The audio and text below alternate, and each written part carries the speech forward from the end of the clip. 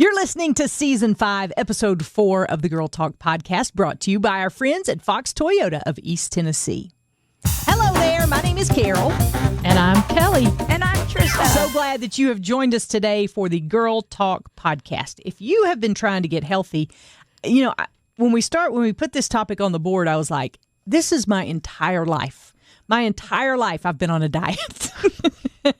Likewise. Yeah, I've been doing aerobics since sixth grade. Since sixth grade? Yeah, okay, sure. yeah. Right. Well, I went through a period, like I did the freshman 15, only that I think I did the freshman 50. I missed the enunciation on the 15, and I just did the freshman 50 because, you know, you're very active in high school, or I was. I played sports, and then I didn't play anything in college, so I kind of slowed down.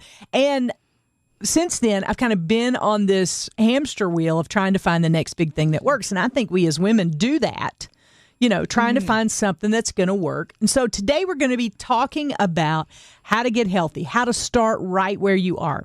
And I will tell you, you changed the entire game for me a couple of years ago when we were having a conversation, because you took so much pressure off. So I'm going to put you totally on the spot right now. Oh, okay. And you started to speak into me, like, because I think there's this idea that if we can't run a 5K today, that whatever we do doesn't count. If it's not long enough, intense enough. If there's no T-shirt for it. If there's no T-shirt. I love the T-shirts, though.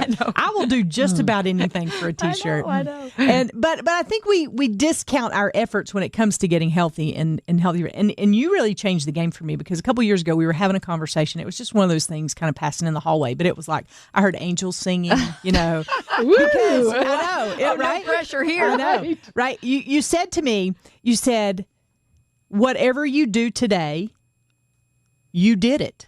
Ah, beautiful. Like, celebrate that. Yeah. And I was it's like, an accomplishment. what? Yeah, yeah. Because my tendency was to come in and we would start talking about exercise, and I'd be like, I worked out yesterday, but I couldn't do this, and I couldn't do that, and I couldn't do this. And you were like, no, we're going to talk about what you did do. Tell me what you did do.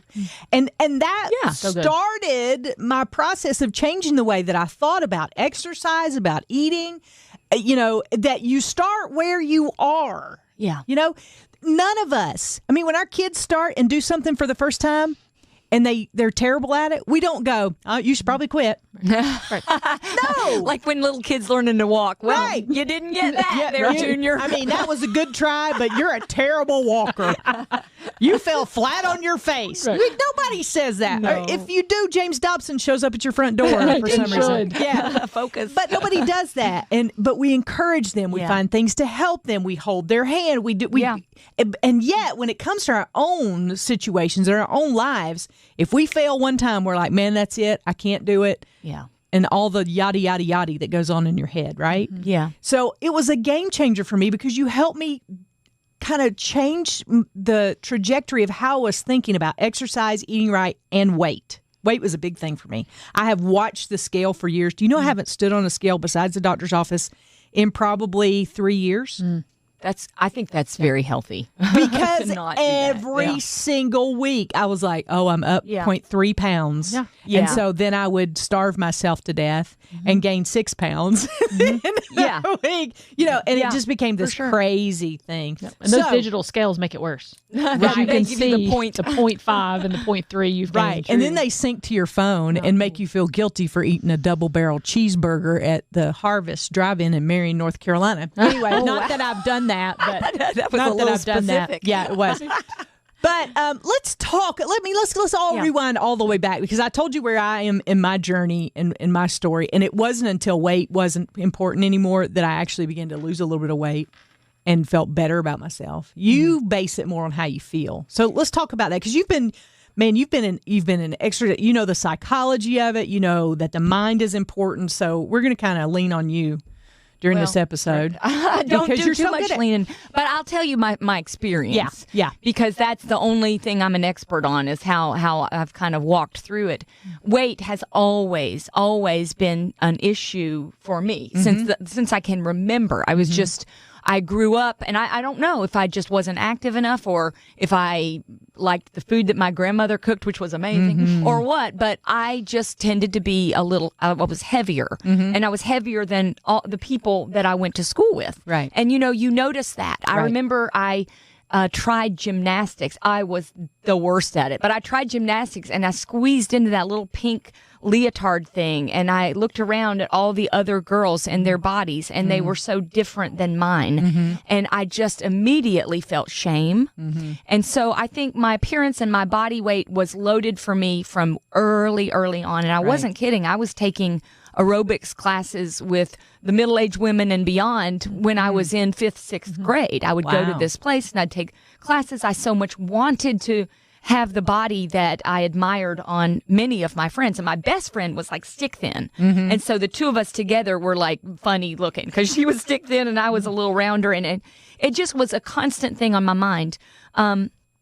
I actually had a time in my life that I went through an eating disorder because it was so painful to me. When I went to college, you say you gained the freshman 15. I was so terrified of that that I restricted my food to the point of really, I was at one point, are you ready? 84 pounds. Oh, my goodness. 84 pounds. And I thought I kind of looked good for the first time in my life. And I was sick. And I ended up having to go to counseling and having to get a lot of prayer and treatment. And I had prayer from some powerful people that helped push me out of that. But I think I had to go through it before I could really understand what health is. Health is not a number on a scale. It's not when you stand together and your inner thighs don't touch. That was like my goal. Say it louder for the ones in the back. That's not Right? health. That's not health. Preach and it, I sister. was sick. And so I ended up going through a period where I just became comfortable with who I was and what I looked like. And so all of that has informed where I am. And I ended up feeling so healed from the restriction piece that I actually went into health and fitness. And I knew that was God saying, yes, I've healed you so much that now you can help other people. Right. And I worked as a personal trainer and I worked as an exercise specialist. And one job I had was at a weight management center for people who were really struggling with weight. And I believe God gave me that to say, look how far I've brought you. I've healed you. And now you can help people. But my background informs all of that. So I'm always trying to look at the positive of where we are. Like you said, what you've done today. I'm passionate about exercise, not just for calorie consumption, but I'm passionate about exercise because it's such a key to health and feeling well.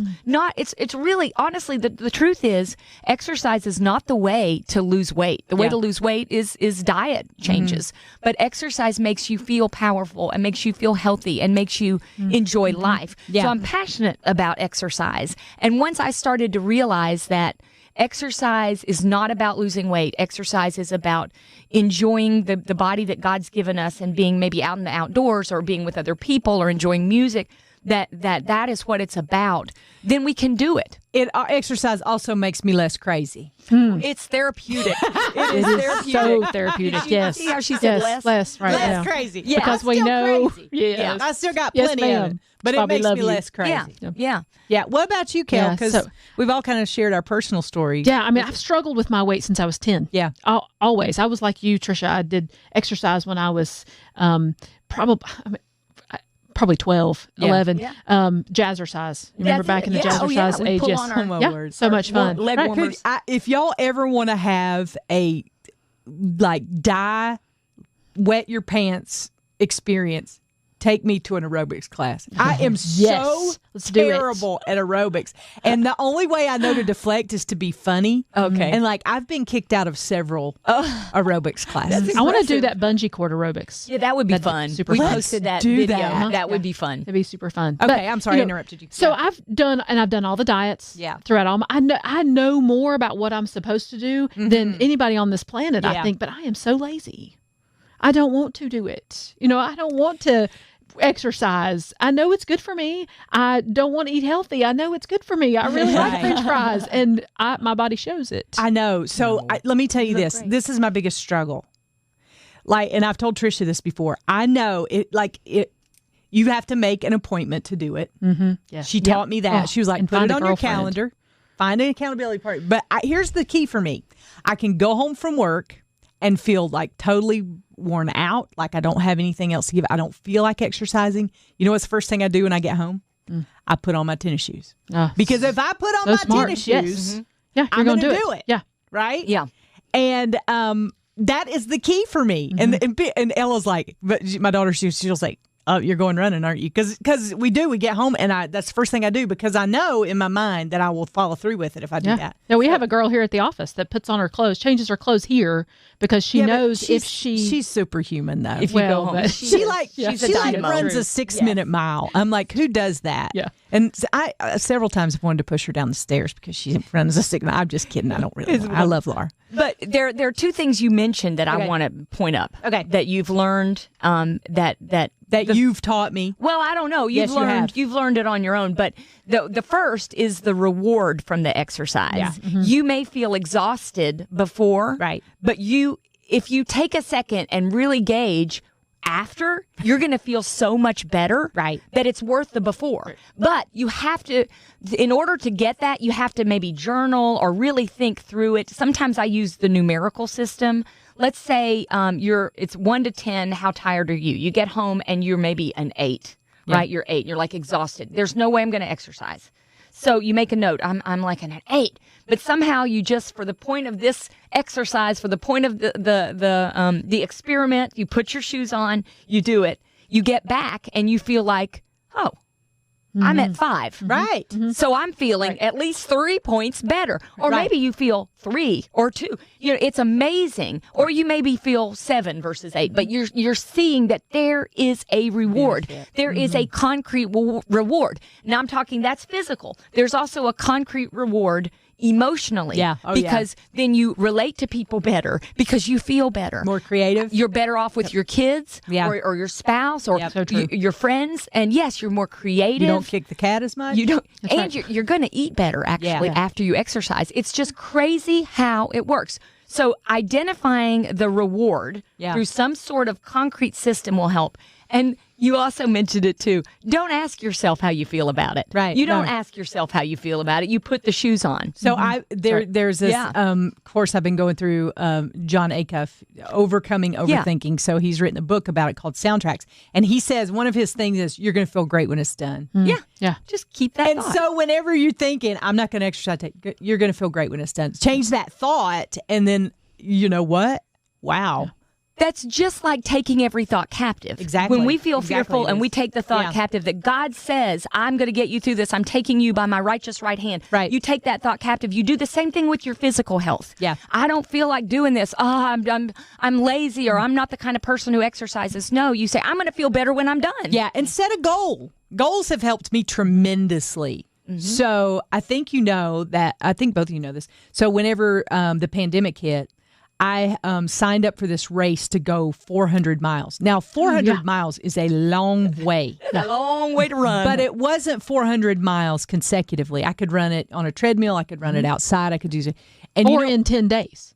right. You had a long time to do it. Yeah, I did have a very long time. I'm not going to reveal how long it took me to do it. Doesn't 'cause- matter. You Yeah, did it. you right? did You it. did it. Here's the thing. When you set a goal like that, go ahead and invest a little money in it if you have the money, because if you got skin in the game, you're more likely to do it. Oh, yeah, Because I'm sure. telling you, every day I was like, all right, how am I going to get my run in today? And here's the thing, too. I have this bad hierarchy of exercise. And like on long days that we have here at the radio station, if we're doing a fundraiser, if we're doing something extra here at the radio station, and I know I'm not going to get to the gym or get on the treadmill today because we've got a lot of things going on. A 10-minute walk still counts. oh, yes. Yeah. Oh, yeah. And yeah. see, that's one of my Yes. problems is I think if I don't go to a CrossFit workout, none of it counts. Like I didn't work hard enough. You know what I love to do best? that? I like to dance with my girlfriends. I have 2 neighbors, and we will have this. Is there video of this? Oh, yes, but There I'm not needs ever to showing it to you There ever. needs to Ever. be. Ever. It's a secret. So one of them has a karaoke machine, and every once in a while we'll get much together fun. and we'll sing karaoke and we'll dance. And I am tired when it is over, but I feel really, really good. What you're talking Awesome. about is finding the right kind of exercise for Yes. you. Don't give up if running isn't it, or Right. walking 'Cause running isn't is not it for me. or spin class isn't it. Sometimes The dancing devil is rides it. a spin bike. Yes, I'm convinced. amen. Spin is wonderful. No, I'm it's standing up not. for the No, spin. and your hiney feels awful when you're done. It just takes a little bit of, Yeah. padding. I got got plenty of patent, and I still don't like it. Yes. But you got to find the right exercise for you. Don't give up if the spin bike isn't your thing. Yes to the dance, no to the spin. Yeah, here is the other thing. Yeah. I tend to be a little. I'm either all in or not at all. Y'all know that about me. All or nothing but thinking. Somebody, Very common. somebody might be listening to this podcast for the first time. And they're thinking, I wonder, is Carol all in or all out? She's so moderate. I know. She's never said no one ever. No one ever's called me moderate. But anyway, I'm either all in or I'm not doing it at all, right? So when I first started running, I would try to run a 5K. And I would get so frustrated because the first day I didn't run a 5K.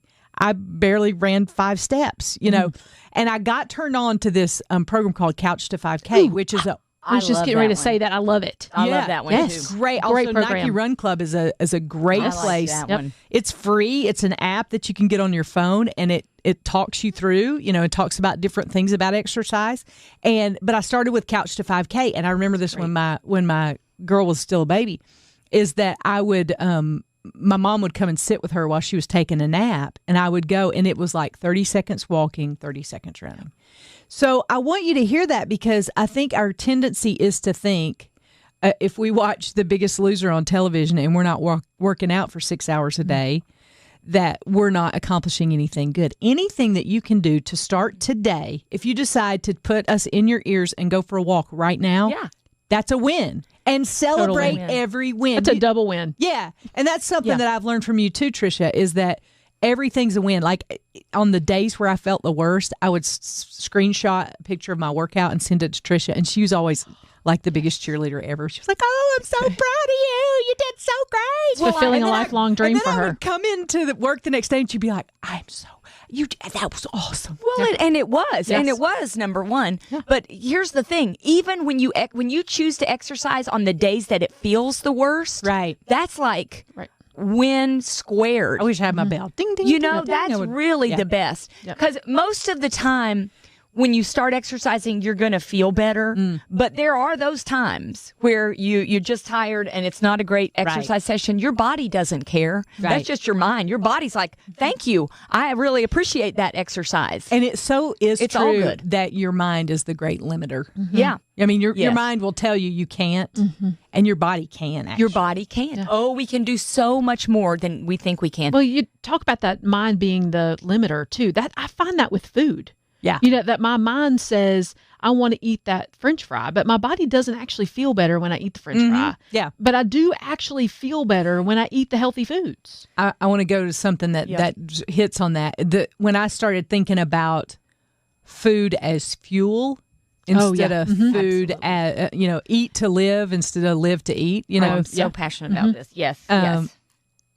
It changed things for me too, because we're not spraying chickens anymore. What? And yeah, that's right. We're not there anymore. But the older that you get, the more you see those residual effects of the choices that you eat. I mean, I can tell a difference. And I never thought about it before when I was 25. I never thought about, I'm going to go eat these cheese fries and I'm going to feel like crud after I'm done. But now I'm more mindful of how things make me feel and you would never drive up to a water spigot and fill your gas tank with water. You wouldn't do that because your car won't run right. Yeah, well, and our minds tell us that things like broccoli taste bad. But when you start eating those kinds of foods on a regular basis, so true. They start tasting so much better. My gosh, Trisha's about to come out of her seat over here. Somebody's really excited. I'm cheering you on. I'm like, spirit fingers. Keep going. Yeah, it's good. It. It's true, though. I mean, kale. They say kale tastes terrible, love kale and chips. when you start eating it, it really does taste very, very good. Okay. Yes. This is what I learned. So I worked at this weight management facility for, I'm not sure how long it was. It might have been like 5 years. I can't really remember, but so I was the exercise person, but we also had the dietary person, we had the psychological person, and we had the doctor person, and we all just sort of talked about why is it so hard to eat right? Right. We talked about why is it so hard to maintain healthy weight? Food, we are being set up. Yeah. We're being set up to be overweight because of the kinds of food that are offered. So, sugar. Well, it's this combination of sugar, fat, and salt. And if you think about it, almost everything, all these delectable foods have some combination of that. And they know that it's addictive. And they put it in things so that you buy more of their products. And if you think about like French fries or Pure evil. Onion rings or any of the, whatever, it has some combination of those three elements that makes it's a mental thing.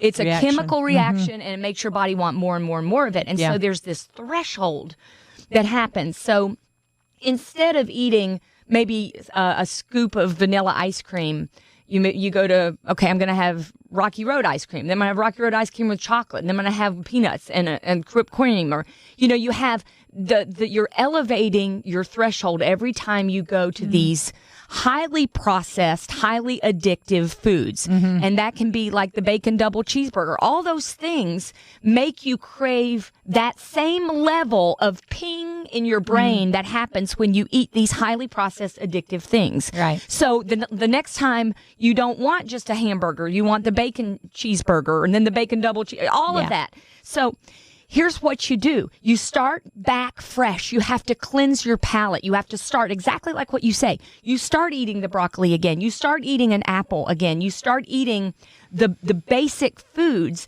And for a while, they may not taste good because they're not pinging you up there. But after a while, oh, wow, this apple really is sweet because you're changing your palate. You're cleansing yourself from the pings that you've been getting. So much of the time we eat for entertainment. Sometimes we eat for friendship. We eat for comfort. I eat my emotions. We eat our emotions. We're stuffing it in. We're stuffing it in so it doesn't come up on us, and we stuff it in.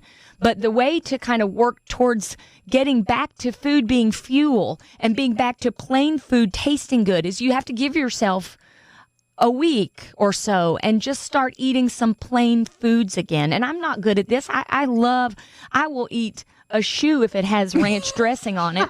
I love sauce.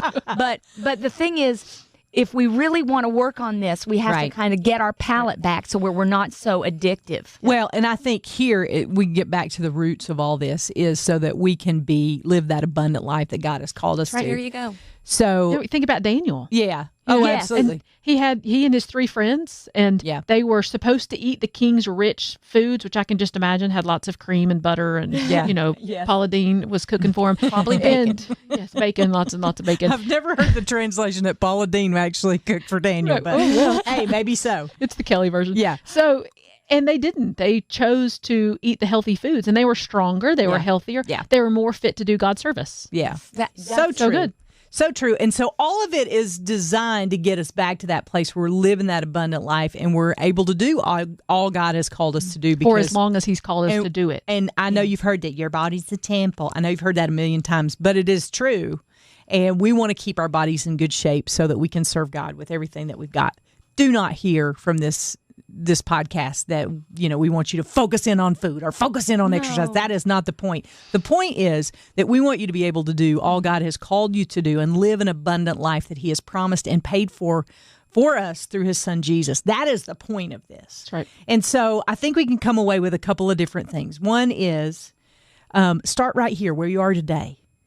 If you had a cheeseburger 15 minutes ago, that's okay. Yeah. Maybe you want to choose a grilled chicken sandwich for dinner, or you want to do a grilled salmon because it's Tricia's favorite. It is not my favorite. So that's a joke we have It's in my here. favorite, though. Trisha's healthy, and so we always say, "Oh, we bet you love grilled salmon." She doesn't like salmon at all. So, but we start right where we are. Whether that be exercise or food, then make the next right choice. If you've not exercised for years, go for a 5-minute walk today. Take a deep breath. Leave your phone at home, unless, of course, you're listening to this podcast and you can take it along with you. But we'd love to walk with you. Yeah, we would love to. Yeah. But I think we even have a playlist, don't we, somewhere? We do, of your yes. songs. Battle songs. Battle song. You can On do the battle Spotify. songs on Spotify. But I think you made another playlist, didn't you, years ago for workout? A I couple didn't, seasons but ago? I can. That'd be fun to do. Let's try to we put could do together a that, for workout sure. playlist. And I've got a couple songs I want to add on there that really get me juiced up. Love In it. fact, if I'm on the treadmill and I'm running, I should not listen to those songs because then all of a sudden I think I'm like 14 and I can put it up to like 9, and that's not wise. You should not. I also should not run beside anybody in a gym on a treadmill who is 10 years or more younger than me because I feel like I have to keep up with them, that never ends well. So start right where you are. Can I say one thing about the walk? And if you can't walk outside because it's hot or it's uneven, walk in your living room. In place. Walk in place. There's a gal, Leslie Sansone, who I love. Yep. She's fantastic, is in-home walking. You can do that. You don't even have to have her thing. You just walk around, YouTube. march in place, use your arms, YouTube her. Just and see that as a giant accomplishment, that God is seeing what you're doing and he's proud of you, and we are too. I mean, that's a great way to do it now that weather may be getting a little hot where you are, or maybe not, but or you can just dance inside, or dance. Turn on some good music Try and dance. some stuff. Try stuff. Just try it. Just try it. We dare you.